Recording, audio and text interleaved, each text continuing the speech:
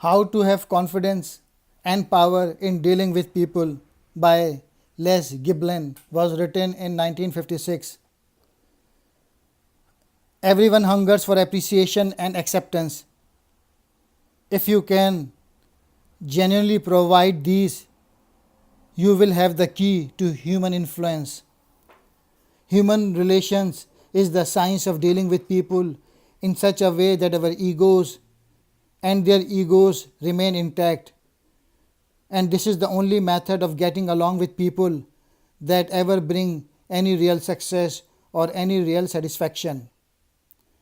Various scientific studies have proven that if you learn how to deal with other people, you will have gone about 80% of the way down the road to success in any business, occupation, or profession, and about 99% of the way down the road to personal happiness. If you stop and think a minute, the chances are that you will say that the people you know who are the most successful and enjoy life the most are those who have a way with other people. He suggests that people with top rated interpersonal skills have a much better understanding of human nature.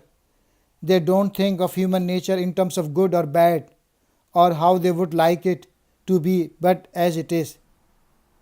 The more wounded the ego, the greater the extremes a person will go to in order to defend it. Here is the most important thing which I learned from this book. Men and women who have the most influence with other people are men and women who believe other people are important. Just as the body needs food, a person needs this sense of self-worth to be frequently affirmed. A rich person needs a compliment as much as one who is downtrodden. When respect is not given, the ego may enlarge to make up for the attempt to shrink it. This is why loud mouth and dominating people are usually found to have low levels of self-esteem. Goblin refers to 3 Yale psychologists who found through a series of tests on people that the best way to get ideas accepted is to calmly present the fact with no threats or attempts to force the argument.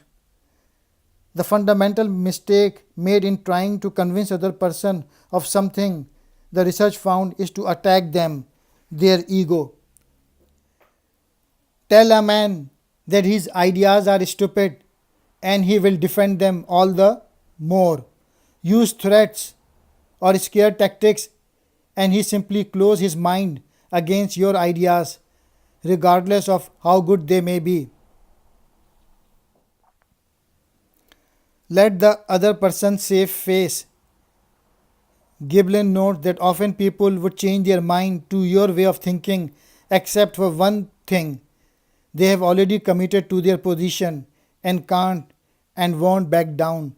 But the skillful persuader is always able to find a loophole through which the other person can crawl gracefully, rescuing them from their own argument. Studies of successful individuals reveal a common denominator: skill in using words. They are good at small talk and engaging people in conversation. Less successful people are afraid of saying something stupid, so are less inclined to pipe up. Giblin mentioned that English author John Ruskin, who said that he wrote well only when he was not trying to write well. The same applies to conversation. To be good, it must be relaxed, and to be relaxed, there must be a fair amount of idle banter. Even Shakespeare wasn't afraid to be trite. One further tip on conversation: because anything that threatens self-esteem is dangerous, you should never be sarcastic. Giblin points to research showing that people do not like to be made fun of, even by close friends, but will never mention it because it would make them sound like a bad sport. This makes them feel appreciated for their brain, not just their brawn, and they will motivated to demonstrate their intelligence. Winston Churchill, Giblin Report said, I have found that the best way to get another to acquire a virtue is to impute it to him.